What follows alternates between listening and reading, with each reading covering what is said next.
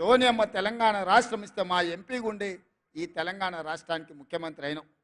ఒక్క రోజైనా ఆనాడు ఆర్టీఎస్ కోసం నీళ్ల కోసం పాదయాత్ర చేసినా అని చెప్పినావు కదా. తుమ్మిళ్ళ దగ్గర కూర్చొని ప్రాజెక్టు పూర్తి చేస్తా, అలంపూర్ గద్వాలకు నీళ్ళు ఇస్తా అని చెప్పినావు కదా.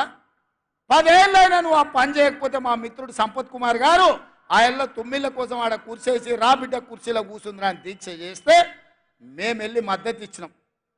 కుర్చేసుకొని కూర్చొని తుమ్మిళ్ళని పూర్తి చేయలేదు, కానీ మందేసుకొని ఫామ్ హౌస్లో బోర్ల బొక్కల వండుకున్నాం.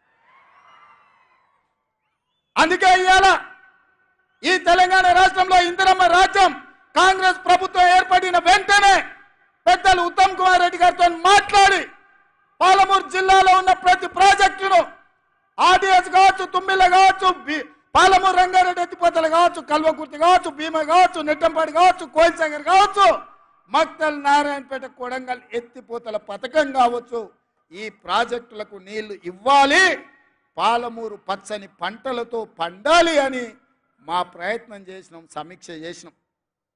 అందుకే మిత్రులారా, ఈ వేదిక మీద నుంచి ఒక మాట చెప్పదలుచుకున్నా.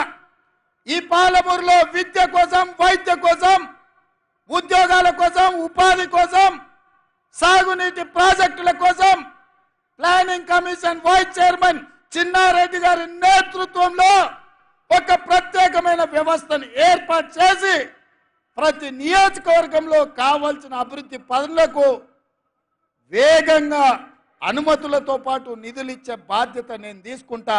ఈ పాలమూరును అభివృద్ధి పదం వైపు నడిపించే బాధ్యత నాది.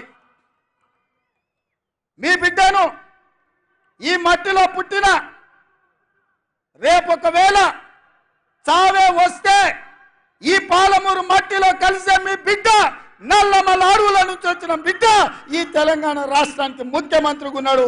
ఈ పాలమూరును దేశంలోనే ఆదర్శంగా ఉంచే జిల్లాగా అభివృద్ధి చేసే బాధ్యత నేను తీసుకుంటాను. మిత్రులారా, ఇవాళ మీ బిడ్డ నాక మీకు భయం ఎందుకని నేను అడుగుతున్నా. ఇవాళ మీ వాడు, మీ సోదరుడు మీ మధ్య